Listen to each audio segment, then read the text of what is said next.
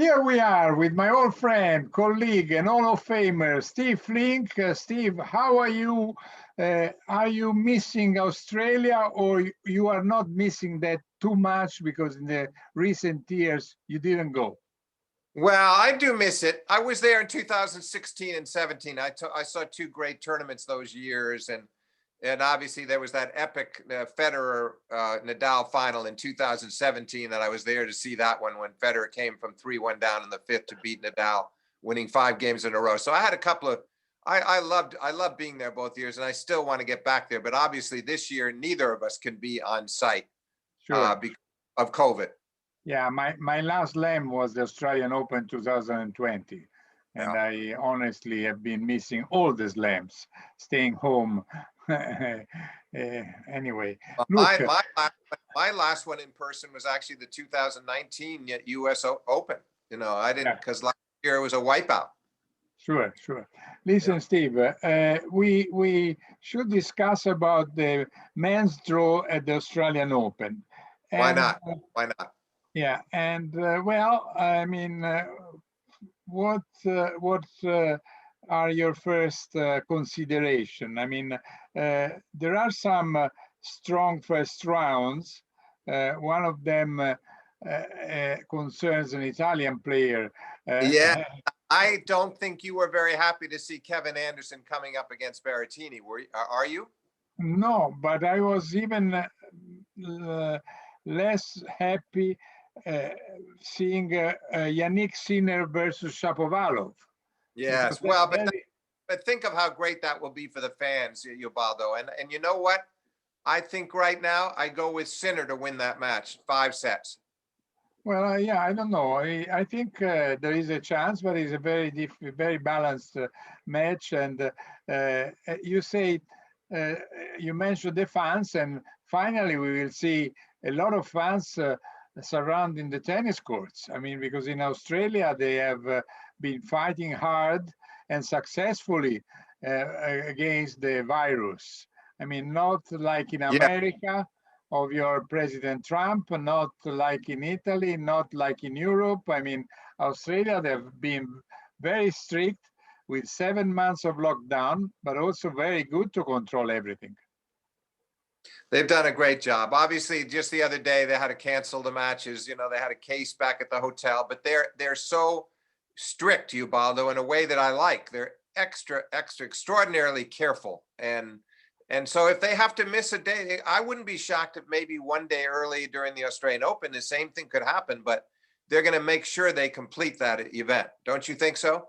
Yeah, I think so. And I think that, again, Mr. Novak Djokovic is the favorite of the tournament. I don't know if you agree with me or I agree.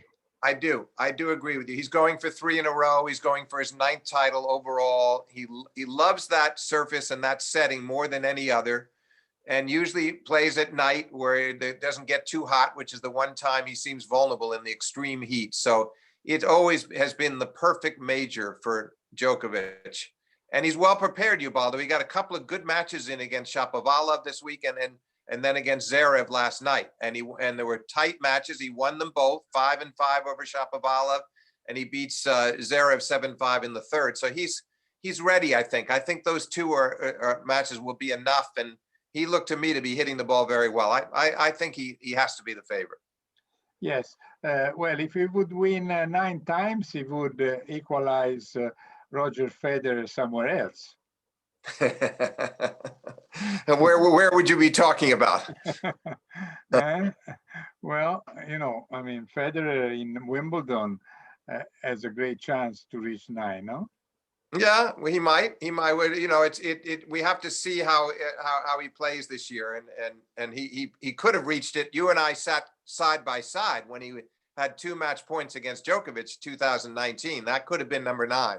Yeah, that was a golden opportunity, but Djokovic took it away from him very gallantly. I don't know if how much it was Djokovic to take it away, and how much was Federer also helping him a little bit. Well, Federer maybe helped a little bit. You know, Ubaldo, when you're in the center court and every fan except for maybe 4 or 5 people is rooting for your opponent, and that atmosphere is so highly charged, and Federer serving.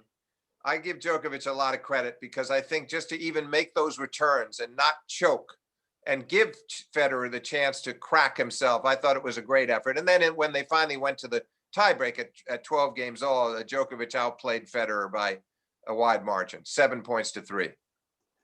Listen, Steve, what we can say about Djokovic's draw, because he has to play Chardy at the first round, and then maybe Tiafoe or Travaglia. You know that there were two Italians in the semifinals of the tournament, which was anticipating the Australian Open. While we're talking, they're both. They still have to play the semifinals. People who will listen to us will know already the score. Will know if Travaglia played and beat his opponent Monteiro, or if Sinner will have beaten Kashanov, that he was very close to beat at the U.S. Open. He was right. But anyway, so going back to Djokovic, well, he could play third round against the only American who is in the top 32 seeds, which is Fritz, Taylor Fritz.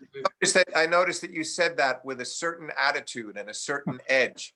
And I think it's directed right at me, and maybe I deserve it. We've been spoiled in this country, but you're right. It's hard to believe the number 27 seed, Fritz. I mean, he's our only seed among the men, and that's disappointing. But I think Fritz this year, by the way, Ubaldo, will climb easily into the top 20. I'd be shocked if he didn't. I see him moving up to about 15 in the world by the time we get to the end of the year. But he's not ready to be, in my mind, he's not ready to beat Djokovic if they meet in the third round. Yeah, and then we must mention the fact that John Isner is not there, because if not, he would have had two Americans at least in the 32 seeds. While for Italian tennis, it's a record, because we never had all these players in the 32 seeds, because we have Berrettini, we have Fognini, and we also have Sinner. I mean, so there are three seeds, and I said Sonego. Sorry, Sonego is in the top 32, and Sinner is just out for a few spots. So So we are pretty. But Fognini right now, what kind of shape is he in, Ubaldo? Well, so in the ATP Cup, he lost to Novak, the Austrian guy, but then he won versus Pair. So he's decent. He's not at his best. But I was very much impressed by Berrettini, because Berrettini destroyed Team. I couldn't believe that, Ubaldo. I couldn't believe when I looked up and I was watching another match and they put the score up, and there's Berrettini up a set and 2 breaks. He gave one of the breaks back, but he still won very comfortably over Team, which is impressive. Yeah, there is his first win versus a top 3 players, but he has beaten now Team 3 times out of 5. And once, when he lost in Vienna, he lost after having won the first set, and he was leading the second, and Team got advantage by the home crowd helping him a lot. I mean, so apparently I think Berrettini has the game to bother Team. Anyway, he does, no doubt about it. He proved it yet again. Good effort from him. So in the, let's say, going back to Djokovic, he could meet Wawrinka later on, and Zverev in the last 16 round, while Team in a way seems to have a better draw, because Team in the first half of the draw, he could reach the last 16 with not too many problems, depending on Carreno Busta or Dimitrov. And down there is either Shapovalov or Sinner, as I said, and then Auger-Aliassime and Schwartzman. So, I mean, there are quite a few players who could bother Team, but I think Team could go ahead, could go in front. I mean, I don't know what you Yeah, think. he should. They say the courts are playing a little faster this year, which would maybe not to his liking, but he should. He's coming so close to winning, winning the U.S. Open, and finally, after being so close to winning majors before, and last year 5 sets with Djokovic, and he lost the 2 French finals to Nadal before that. So he's now getting used to always being in the latter stages of the majors, Ubaldo. And I think aside from Wimbledon, he's going to contend very well for all of them. But to just get back to the Djokovic Wawrinka thing again, that'll be fun for the Australian fans if they meet, because they'll remember the great 5 setters that they had in back-to-back years, with Djokovic winning in 2013, but Wawrinka beating Novak the next year in the quarters in a great 5 setter. So they've had quite a history, and obviously Wawrinka beat Djokovic in the 2015 French final and the 2016 US Open final. He's given him a lot of, he doesn't have that many wins over him, but the wins that he has are very big ones. Yeah, the only thing is that, okay, none of them two is young anymore, and Wawrinka is older. Wawrinka is 35 years old, and sometimes he has some kilos on his tummy, a little bit too much. And we don't know exactly, especially this year, it's very difficult to understand what could be the shape, the form, the condition of each player. Plus, in that same section of the draw, he may not make it to Djokovic. Milos Raonic might be the one that gets to play Djokovic. So we don't know. There's a lot of good players on Djokovic's quarter, and I do expect that Djokovic will end up playing Zverev in the quarters, though, Ubaldo. You were mentioning the path there. Zverev is due to meet Djokovic in the quarters if all goes according to plan. And if it's anything like the match they had last night in ATP Cup, it'll be a beauty, because Zverev won the first in a tiebreak before Djokovic came back to win 7-5 in the final set. And it was I thought, very high quality tennis. Yeah, I have no idea. Sometimes the ATP Cup for some players is very important. For others, seems to be more sort of, I don't say exhibition, because there is money, there is pride, there is a point, there are points. But last year, for instance, Team played very badly in the ATP Cup, and then he played very well in the Australian Open. And yes, this year, he did. I saw him against Berrettini versus Berrettini. Honestly, didn't play well at all. But Ubaldo, just to forgive me for interrupting, I think we both agree that very likely we can get the Djokovic Team semifinal this year, rematch of last year's final. But let's go now to let's talk about the other half of the draw. Yes. Let's talk about the other half, where there are quite a few Russians. And the most interesting Russian meeting might end up being Rublev and Medvedev quarterfinal, and they met in the same stage of the U.S. Open, and Medvedev was able to win, and he made a recovery in the first set tiebreak, saved himself there, and then won the match. But that would be very interesting right now, Ubaldo, because after the U.S. Open is when Rublev played his best tennis. So if they were to meet here in the first major of the year, it could be a very compelling encounter. Well, Rublev won more tournaments than anybody else in 2020, won 5. And then, but at the end of the year, Medvedev came back and won the ATP finals in an impressive way. Oh yeah, after winning Paris, he ended the year brilliantly. But Rublev in his way did too. So I think they both would have a certain amount of confidence. I hope we get to see that match. I think it could be a great match, and very. Yeah, if I'm not wrong, I think Medvedev has a very good balance in the head-to-head. I think he almost always won. He does. Yeah. But Baldo, why would you say such a thing if I'm not wrong? I've never known you to be wrong. Maybe once about 5 years ago. I wish you were right. Listen, and then in the lower part of that session, we have Tsitsipas or Khachanov, or who could go through Nadal, and of course I I'm hoping that Berrettini could go through, but the way I saw him playing, not only versus Team but also versus Monfils, was Yes, impressive. He lost. He right, lost right. only. He lost half games. He Yeah, won yeah, both matches.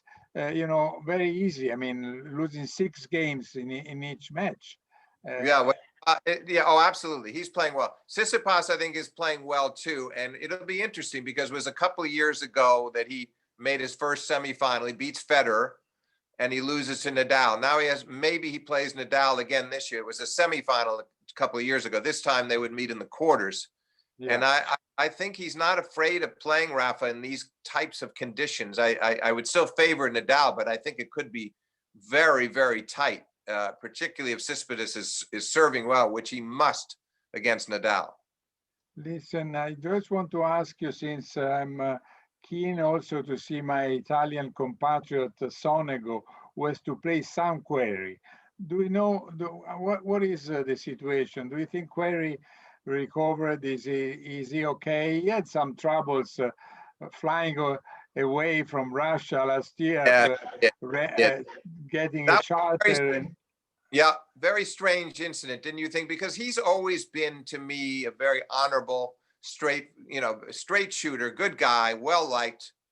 Uh, Plays by the rules, and maybe he panicked a little. I don't, none of us know the full story of what led him to do what he did, but he was a little afraid of of being trapped in a foreign land and not able to get home. I guess there were a lot of things he was thinking about, but I hope he's yeah, put all. I wouldn't have gone with my wife and a newborn child. I mean, to be Right, honest, right. but I agree. I agree. once I once think he was, yeah, I think put it behind. Sorry, Ubaldo. I think he's put it behind him, though, don't you? I think yeah, he'll be fine, and that'd be an interesting match. There seems like to me like there are an awful lot of Italians in this draw. yeah, nine, Yeah, nine, yeah. nine Italian in the men's draw, and 5 in the women. Listen, okay, I think did we say? Well, what do we think, though, Ubaldo? What do we think? Okay, we've played it out a bit here. We anticipate a Medvedev Rublev quarterfinal, and then do we think Rafa? What are your thoughts about? Does Rafa make it through? Does he beat Tsitsipas? I think Rafa's draw to the quarters is pretty clear. I don't see Yes, anybody. I don't see anyone capable to Right, create problem, because the seeds on his uh, quarter are before Daniel Evans in the right. third round, then Deminar, who is too fragile, Yeah. Fognini, who is not in great shape. So he will reach Uh, the he'll make quarters it. with no But then the problem. question, then what I think would be fascinating is Nadal, particularly if he played Medvedev, because Medvedev, you think back to the summer of 2019 when he lost 3-love to Nadal in the final up in Montreal. Then he comes to New York and takes Rafa to 5 sets in the US Open final. Then he almost beats him in London at the end of that year. And then this past year, on his way in the semifinals, when he went on to win that tournament in London, he beat Nadal finally. So I feel like Medvedev has been giving Rafa some serious problems the last 3 times they've met. I'd love to see that semifinal. I think they both would go out there believing they're going to win. Yeah, you're right. I think Medvedev has more chances to beat Nadal than Rublev. Yes, yes, And so that's why it would be more interesting to watch Medvedev and Nadal if they yeah. get there. And Uh, who would, I who would be your pick, Baldo? Who would be your pick if they're both in Well, peak? the peak 10 days before they play is very hard to Oh, it because is. It is. I haven't seen, Nadal didn't play the first 2 ATP Cup matches. I don't know if Right, he was right. injured, so maybe he has or he had some problems. So I don't know what is his condition. So it's difficult to say. To do a prediction right now is really a big guess. Well, We I do have a guess. I do have a guess. It's not to predict the winner, but I have a guess that my sense is that could easily be a 5-set semifinal if they were to meet. That I believe they can push each other to the hilt, and most of their matches are going to be very competitive these days. It's not going to be easy for either one to beat the other decisively. So I would anticipate something very, very tight. Well, I think also, before I say that Djokovic is the favorite of the tournament, and it's difficult to say something against it, but if Djokovic is not going to win the tournament, I believe Medvedev would probably win his first slam. I mean, I have a lot of... I think it's a very fair point. But of course, what he might have to do is beat Nadal and Djokovic back to back. Not easy to do, but he's capable. He's capable if he plays the way he did at the end of last year. Yeah. Listen, okay. And again, I hope, of course, for my compatriots that Berrettini and Sinner will do well, because honestly, it may sound chauvinist, but in 40 years, I was never particularly confident on the chances of the Italian players to do well. I mean, of course, in 2019, Berrettini reached the last 16 in Wimbledon, the last 4 at the US Open, and he also played pretty well the first set versus Nadal. He did. I think that's not very fair. I think he played very well that first set against Nadal. Yeah, and so, and now I think when Berrettini plays well with his serve and forehand, it can be dangerous for anybody. And while Sinner, all the top players... Let me ask you something. You know him. You've been around him a lot. What's the biggest difference in him in terms of his temperament, the mental side with Berrettini? What have you seen change the most in the last year and a half? Well, he had a much better 2019 than 2020, because in 2020 he had a lot of injuries, and he's a little fragile in the ankles. He's very thin legs, and he has to protect the ankles every time he plays. So that has been a problem. And then his backhand is quite weak, has been always his weak point. But his coach, Vincenzo Santopadre, was a former Davis Cup player for Italy, even if he was only number 100, exactly 100. He told me that Berrettini has improved a lot in this last month. So I'm curious to see. But don't you think, Ubaldo, that Berrettini thinks of himself differently now? I think he's gained a lot of confidence. But despite the injuries, I think he now is not really afraid of the top players the way he once might have been. No, that's true. And then, you know, the US Open semifinals gave him confidence. Then the fact that he reached the ATP finals.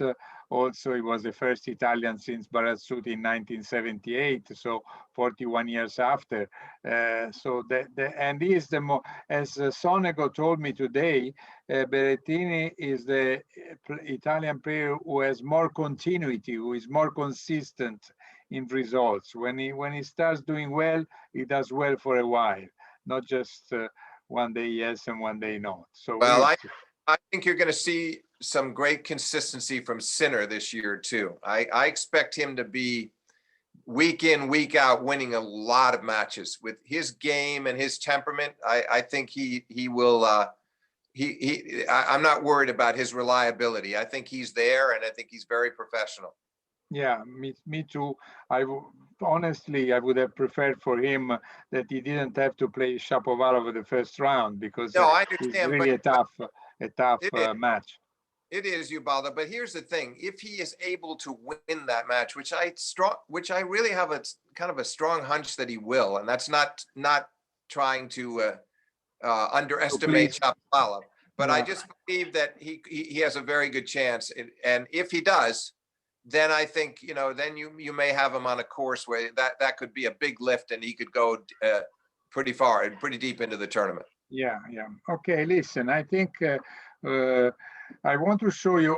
Do you know anything about the tennis balls at the Australian Open? If they are fast or not? I read someone said they are pretty good. You know, in past tournaments, there were some complaints about the balls.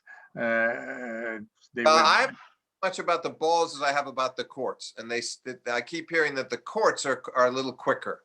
So I would imagine the balls are pretty fast too. It'll be interesting to see that. I mean, that's one thing I think could be problematic for Thiem. I don't think it would bother Djokovic or Nadal so much, but I think Thiem would not be thrilled with that, with his big swings and the way he approaches the game. But we'll see. I'm looking forward to. It's only a couple of.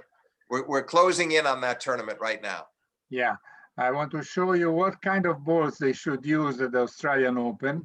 I don't know if you can read them. Oh, UB tennis, perfect. Why not? I'm all for it. Anyway, listen, Steve, thanks a lot for joining us. And of course, we will talk also about the ladies draw later on. Grazie mille. Thanks to my old friend, colleague, and Hall of Famer, Steve Flink. Thanks for being with us with ubitennis.com and .net in English. Thank you. I enjoyed it, and I look forward to doing the women's preview.